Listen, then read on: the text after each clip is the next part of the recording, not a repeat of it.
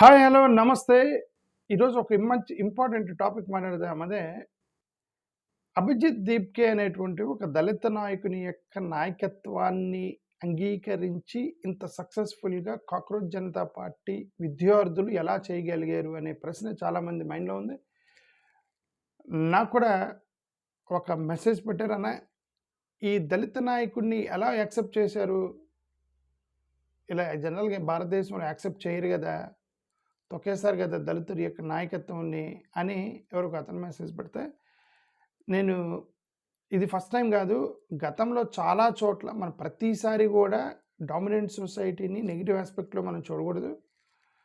Dominant సొసైటీని ప్రతిసారి కూడా వాళ్ళు అవుట్రైట్గా 100% దళితులు తొక్కేస్తారని చూడకూడదు. గతంలో హిస్టరీలో చూస్తే there are multiple incidents where dominant society encouraged Dalit leadership.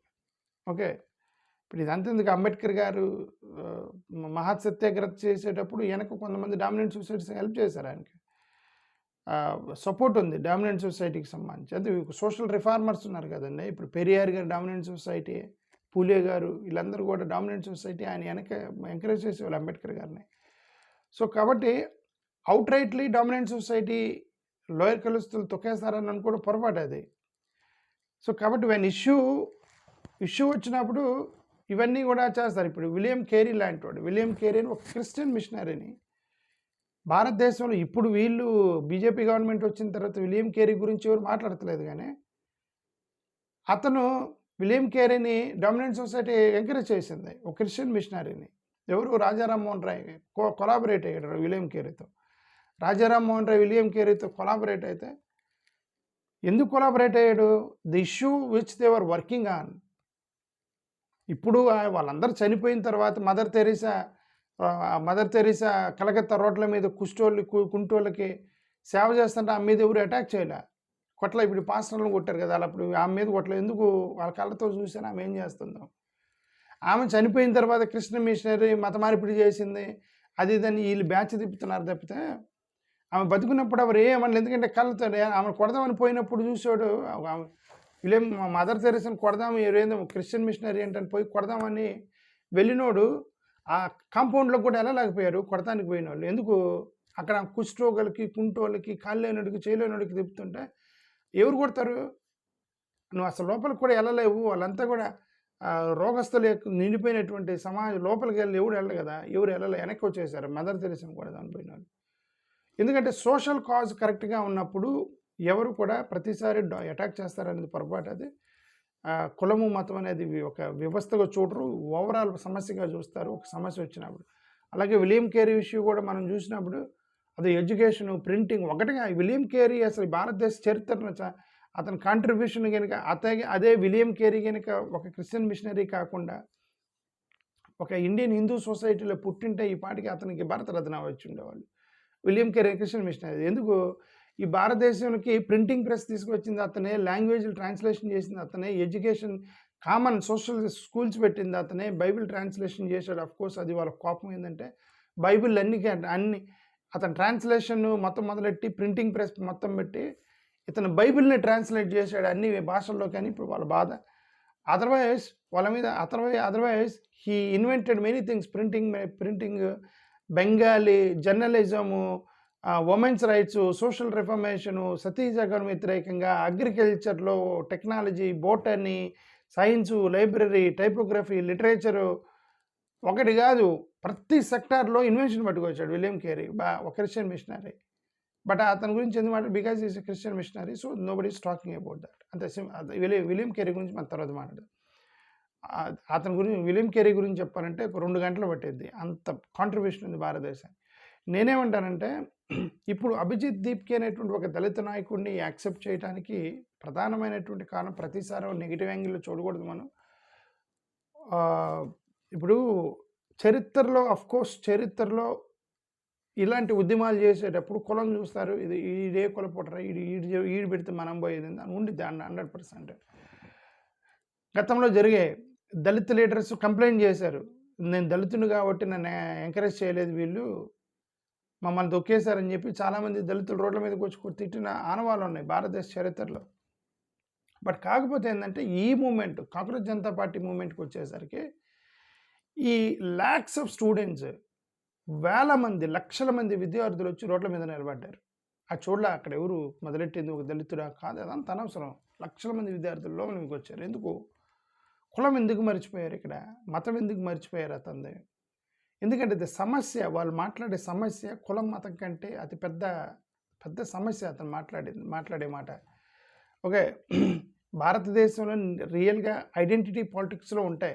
In general హిస్టారికల్గా, సోషల్గా, ఐ మీన్ పబ్లిక్ లైఫ్లో కానీ, సోషల్ లైఫ్లో కానీ, పొలిటికల్ లైఫ్లో కూడా దెర్ ఈస్ క్యాస్ట్ ఐడెంటిటీ అనేది చాలా పనిచేస్తూ ఉండేది, తొక్కేస్తూ ఉంటారు దళిత కమ్యూనిటీకి సంబంధించిన వాళ్ళని. సో కానీ ఇక్కడ ఈ దళిత లీడరు ఎందుకు సక్సెస్ అయ్యాడు అనేది ఒకటి, మనం డామినెంట్ సొసైటీ అతని యాంగిల్లో చూడలే. అభిజిత్ దీప్కేని ఇతను ఒక దళిత యాంగిల్లో చూడలేదు. అతను ఒక మంచి కాజ్ పట్టుకున్నాడు అనే యాంగిల్లో చూశారు. పొలిటికల్ మొబిలైజేషన్, కులాల పరంగా పొలిటికల్ మొబిలైజేషన్ అది జరగల. వీళ్ళంతా విద్యార్థులు ఎక్కడెక్కడోళ్ళు వచ్చేసి దూరిపోయారు వెంటనే. సోషల్ బ్యాక్గ్రౌండ్ ఇదంతా కూడా పెద్ద వర్కౌట్ అవ్వలేదు ఈ కాక్రోచ్ జనతా పార్టీలో.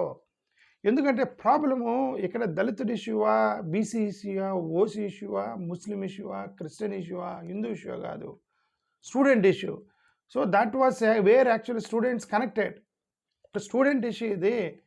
ఆ నీటికి సంబంధించినటువంటి పేపర్ లీక్ అయితే వేల మంది విద్యార్థులు, లక్షల మంది విద్యార్థులు అన్యాయం జరిగిందని భావించారు వాళ్ళు. అది చూడలే. ఎవరో ఒకటి ఇన్సిడెంట్ చేశాడు కానీ దూకారు పిల్లలు మొత్తం. సో ఇక్కడ లీడర్షిప్ ఇష్యూ బేస్డ్ మొబిలైజేషన్ అనేది 100% జరిగిద్ది ప్రతిసారి we cannot blame the dominant society. ప్రతిసారి తొక్కేస్తారు అనుకోవడం పొరపాటు. ఓకే, కాజ్ కరెక్ట్ అయితే డామినెంట్ సొసైటీ కూడా దళిత నాయకత్వాన్ని కూడా యాక్సెప్ట్ చేస్తారు వాళ్ళు. అన్నిసార్లు మనం you cannot talk about negative. But the leader should have commitment, leader should have courage, leader should have consistency and willingness to speak on behalf of affected people. ఇప్పుడు అది అభిజిత్ దీప్కే చేసింది. అది అతను ఒక ఇన్స్టాగ్రామ్ పెట్టి ఒక 20 million ఫాలోవర్స్ రాగానే అతను వచ్చేటప్పుడు ఒక పోస్ట్ చేశాడు, నన్ను అరెస్ట్ చేస్తారు, నేను దిగగానే నన్ను అరెస్ట్ చేస్తారు, అయినా సరే నేను వస్తున్నానని వచ్చాడు అతను. That's called commitment, that's called courage, that's called consistency, that's called willingness to speak on the affected people. అందుకని అతను సక్సెస్ అయ్యాడు. అదే నన్ను అరెస్ట్ చేస్తారు. ఇప్పుడు మనోళ్ళు చాలామంది అన్నారు కదా,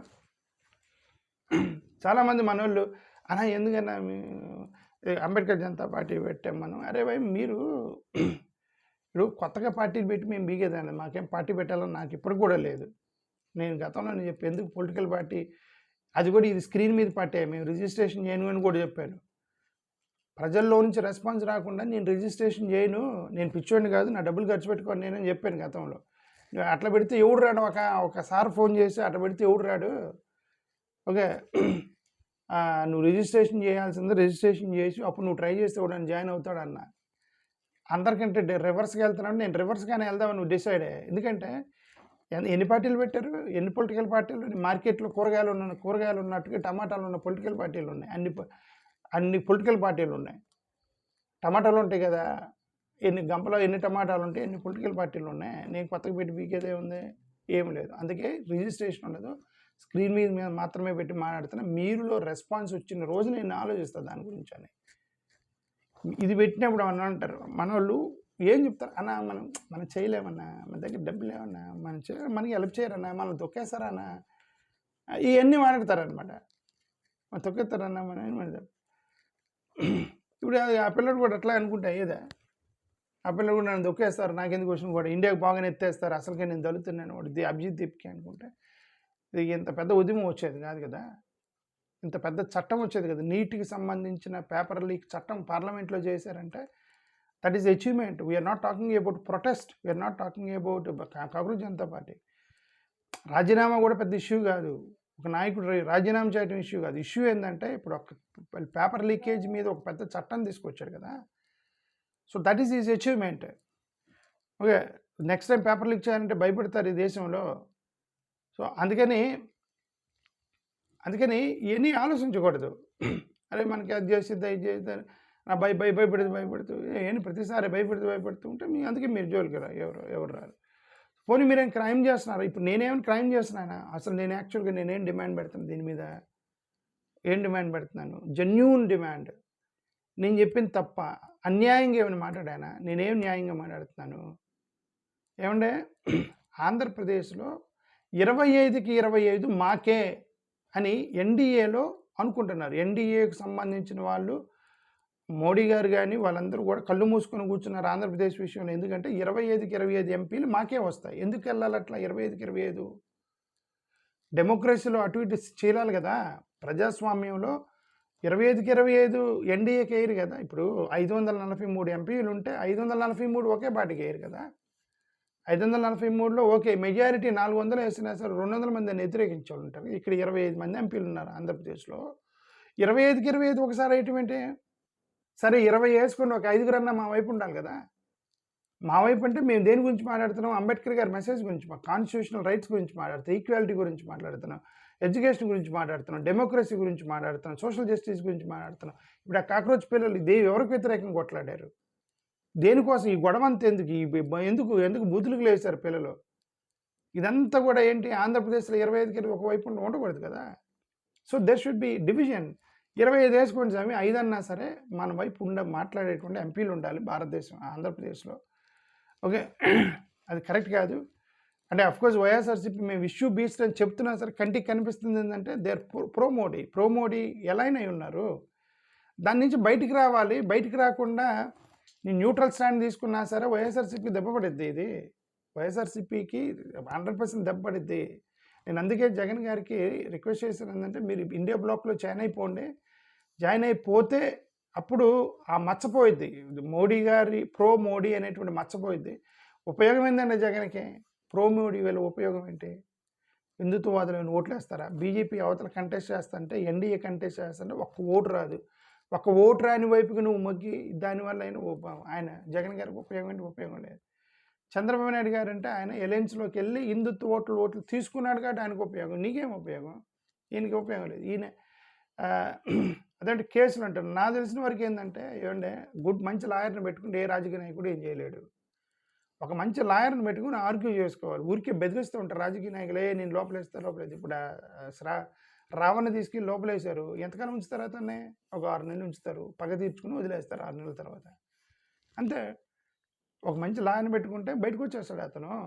సో నేనేమన్నది ఏంటంటే డబ్బులేం కొదవ కాదు కదా వైఎస్ఆర్సీపీకి. మంచి లాయర్ని పెట్టుకొని కాన్స్టిట్యూషన్ వైపు, ఈక్వాలిటీ వైపు, ఎడ్యుకేషన్ వైపు, డెమోక్రసీ వైపు, సోషల్ జస్టిస్ వైపు ఉండాలి. ఆంధ్రప్రదేశ్లోనే కాదు అక్కడ కూడా ఉండాలి అనేది మన ఎంపీలు ఇక్కడ ఆంధ్రప్రదేశ్ కోసం కాదు కదా. ఎంపీలు పార్లమెంట్లో కోసం కదా. పార్లమెంట్ దేశ యొక్క భవిష్యత్తును మార్చడంలో పాత్ర ఉండాలి కదా ఎంపీలది. ఇక్కడ ఇదొకటి కూడా ఏంటంటే ఇక్కడ పొలిటికల్ పార్టీలు జగన్ గారి పార్టీ కానీ చంద్రబాబు నాయుడు గారి పార్టీ కానీ ఏంటంటే రాష్ట్ర సమస్యలు మాత్రమే మాట్లాడదామని నిర్ణయించుకున్నాం పార్లమెంట్లో వాళ్ళు స్టేట్మెంట్ ఇస్తున్నారు. మా సమస్య రాష్ట్ర సమస్యలు ఏంటి? ఇక్కడ గుంటూరు మిర్చి యార్డ్లో రైతులు ఇబ్బంది పడుతున్నారని కేంద్రంలో మాట్లాడతారట. ఎందుకు మోడీ గారు వచ్చి ఇక్కడ నేను గుంటూరు రైతులను కంట్రోల్ చేస్తాడా? మీరు కదా చేసుకోవాలి, లోకల్ ఇష్యూ కదా.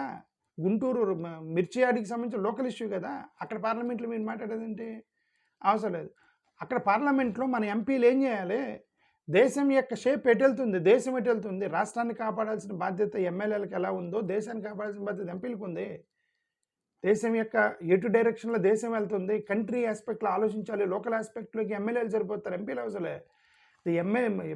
MP should think in the broader Indian national ఆస్పెక్ట్లో చూడాలి. ఎంపీ ఏ యాంగిల్లో వెళ్తున్నారు, ఇది ఇటువైపుకి వెళ్తుందా, సెక్యులర్ వైపు వెళ్తుందా, హిందుత్వవాదం వైపుకి వెళ్తుందా, కమ్యూనల్ వైలెన్స్కి వెళ్తుందా, దేశ ప్రతిష్ట దెబ్బతింటుందా, దేశానికి ఏమైనా న్యాయం జరుగుతుందా, అన్యాయం జరుగుతుందా, దేశం ఏం జరుగుతుంది, దేశం గురించి ఆలోచించడానికి ఎంపీలు పెట్టారు.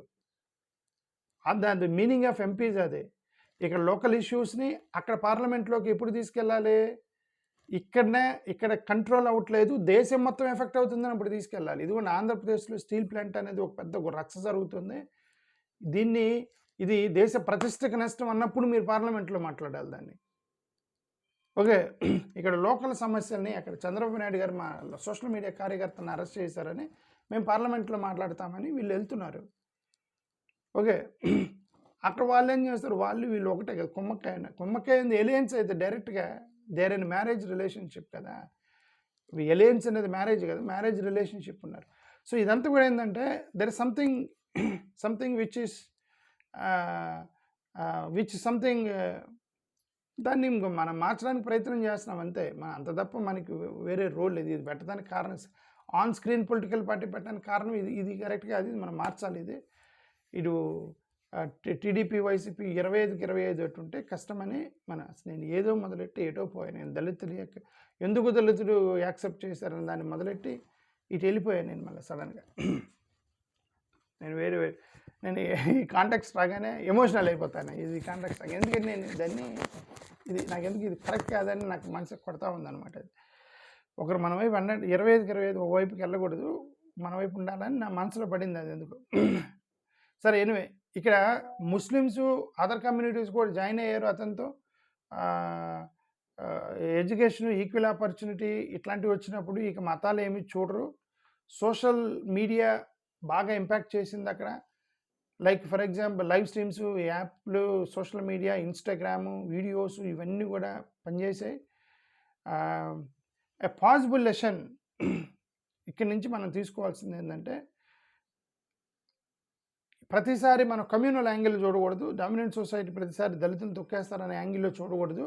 కాజ్ కరెక్ట్ అయితే వాళ్ళు కూడా హెల్ప్ చేస్తారనడానికి ఇది ఒక నిజం. ఇది గతంలో కూడా జరిగింది, ఫస్ట్ టైం కాదు.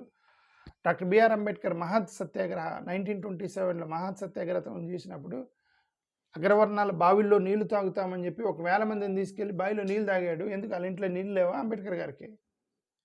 ఆ తాగుతామన్న వాళ్ళందరికీ ఇళ్లలో నీళ్ళు లేవా? వాళ్ళ పక్కన కుంటల్లో కాలువలు లేవా? ఉన్నాయి కదా. మరి ఎందుకు వెళ్ళారు? కావాలని బావిలోకి తాగుతామని. అక్కడ ఆత్మగౌరవ సమస్య అయింది. ఆ బావిల్లో మీరు నీళ్ళు తాగకూడదు అన్నారు. అవేంటి? న్యాచురల్ బావులు కదా. బావి అనేది న్యాచురల్ బావి. అది ఆ న్యాచురల్ బావిల్లో కాకులు ఎరుగుతుంటే, కుక్కలు ఎరుగుతూ ఉంటే, పిట్టలు కూర్చుంటూ ఉంటే, అన్నీ చేస్తూ ఉంటే, అవి కుక్కలు ఎరిగినా కాకులు ఎరిగినా ఓకే. గేదెలు కూడా పొలానికి వెళ్ళిన గేదెలు కూడా నీళ్లు తాగుతూ ఉంటాయి బావిల్లో. వాళ్ళు ఎంత చేసినా మాకు పర్లేదు, కానీ దళితులు మాత్రం మా నీళ్ళు తాగడానికి లేదన్నారు. అప్పుడు దౌర్భాగ్య పరిస్థితి అని. మరి కుక్కకున్న వాల్యూ కూడా లేదురా అని చెప్పేసి తిరగబడ్డారు అప్పుడు. అందుకని వెళ్ళి బావిలో నీళ్ళు తాగారు, మేము తాగుతామని. దాన్ని సపోర్ట్ చేసింది వెనక డామినెంట్ సొసైటీ వాళ్ళు సపోర్ట్ చేశారు. పెరియార్ లాంటి వాళ్ళు, పూలే లాంటి వాళ్ళు, కొంతమంది సోషల్ యాక్టివిస్టులు. అప్పుడు అందరూ కూడా డామినెంట్ సొసైటీ మొత్తం దుర్మార్గులు కాదు, వాళ్ళలో మానవత్వం పెట్టి ఆలోచించే కొంతమంది డామినెంట్ సొసైటీ హెల్ప్ చేశారు అంబేద్కర్ గారికి. బిఆర్ అంబేద్కర్ గారు టెంపుల్ ఎంట్రీ మూవ్మెంట్ చేసినప్పుడు 1930లో కలారాం టెంపుల్ ఎంట్రీ మూవ్మెంట్ చేసినప్పుడు అప్పుడు కూడా అంతే. మమ్మల్ని ఎందుకు గుడిలోకి రానివ్వరే, మీ దళితులు గుడిలోకి రానివ్వరంటే ఎందుకు రానివ్వరని ప్రశ్నించారు. ఇది గుడి కదా, దేవుడు కదా, అందరికీ దేవుడే కదా, నన్ను ఎందుకు రానివ్వరని తిరగబడ్డారు అక్కడ. కలారం టెంపుల్ ఎంట్రీ మూవ్మెంట్ అక్కడి నుంచి మొదలైంది టెంపుల్ ఎంట్రీ మూవ్మెంట్. అందుకే మేము దళితులకి సపరేట్ గుళ్ళు కడతామంటే కట్టడం తప్పు కాదు, but that will lead to more separation. Ambedkar కోరింది అది కాదు కదా, టెంపుల్ ఎంట్రీ కదా అడిగాడు, సపరేట్ టెంపుల్ కాదు కదా. సోషల్ ఆస్పెక్ట్లో మీరు నిర్ణయాలు తీసుకోవాలి అని మనం చెప్పింది అది. దళిత్ ప్యాంటర్స్ 1972లో దళిత్ ప్యాంటర్స్ అనేవాళ్ళు ఒక సంస్థ పెడితే దళిత్ అనే పదాన్ని బాగా పాపులరైజ్ చేశారు దళిత్ ప్యాంటర్స్ వాళ్ళు. Progressive students, left activists, writers, ఆర్టిస్టులు, intellectuals, OBC, upper caste youth, వీళ్ళందరూ కూడా అదే సపోర్ట్ చేశారు దళిత్ ప్యాంథర్స్కి. ఈయన విల్సన్ గారు, బెజవాడ విల్సన్ గారు యాంటీ మాన్యువల్ స్కావెంజింగ్ క్యాంపెయిన్ చేసినప్పుడు స్టూడెంట్స్, లాయర్లు, జర్నలిస్టులు, సివిల్ సొసైటీ ఆర్గనైజేషన్స్, వాలంటీర్లు హెల్ప్ చేశారు అతనికి. ఇది అందేందుకు చంద్రశేఖర్ ఆజాద్ ఇప్పుడు Bhim army movement, Chandrashekhar Azad Bhim army movement పెట్టినప్పుడు అతను ఎంపీగా గెలిచాడు ఇండిపెండెంట్గా. ఎందుకు? డామినెంట్ సొసైటీ ఓట్లు లేకుండా ఎలా గెలుస్తాడు అతను? ఎందుకంటే అతను పట్టుకున్నది అక్కడ ముస్లిమ్స్ హెల్ప్ చేశారు అతనికి, స్టూడెంట్ గ్రూపులు హెల్ప్ చేశారు, సివిల్ రైట్స్ హెల్ప్ చేశారు, నాన్ దళిత్ సపోర్టర్స్ వీళ్ళందరూ కూడా అతనికి అండగా ఉండి గెలిపించారు అతన్ని, చంద్రశేఖర్ ఆజాద్ని. రోహిత్ వేముల కేసు ఏమైంది? ఒక స్టూడెంట్ సూసైడ్ చేసుకుంటే ఎంతమంది బీసీ స్టూడెంట్స్ ప్రొటెస్ట్ చేశారు, ఓసీ స్టూడెంట్స్ ప్రొటెస్ట్ చేశారు, దళితులు ప్రొటెస్ట్ చేశారు, ముస్లిమ్స్ ప్రొటెస్ట్ చేశారు, ఉమెన్ గ్రూప్స్ ప్రొటెస్ట్ చేశారు, యూనివర్సిటీ ప్రొఫెసర్లు ప్రొటెస్ట్ చేశారు, సివిల్ రైట్స్ హిందూ సంస్థలు అందరూ ప్రొటెస్ట్ చేశారు, కమ్యూనిస్టులు అందరూ. Rohit because is a student suicide చేసుకోవడం ఏందని అందరూ వచ్చారు. అలాగే 2016లో మూవ్మెంట్ ఉనాలో దళితుల మీద కొట్టినప్పుడు మొత్తం సపోర్ట్ చేశారు. డామినెంట్ సొసైటీ కూడా సపోర్ట్ చేశారు. ఇది అన్యాయం, వాళ్ళతో కొట్టకూడదని చెప్పి students, trade unions, human rights organisations వీళ్ళందరూ సపోర్ట్. కాబట్టి ఈ దళిత నాయకత్వాన్ని ఎలా యాక్సెప్ట్ చేశారన్న అని మనోడు ఒక మెసేజ్ పెడితే దాని గురించి మాట్లాడతాను. ప్రతిసారి మనం ఆ యాంగిల్లో చూడకూడదు. If your cause is correct, cause is right, cause అనేది కరెక్ట్ కాజ్ అయినప్పుడు డామినెంట్ సొసైటీ కూడా మీకు హెల్ప్ చేస్తారు. సో కాబట్టి మన ప్రతిదాన్ని ఆ యాంగిల్లో చూడకూడదని నా ఉద్దేశం. Thank you. నమస్కారం.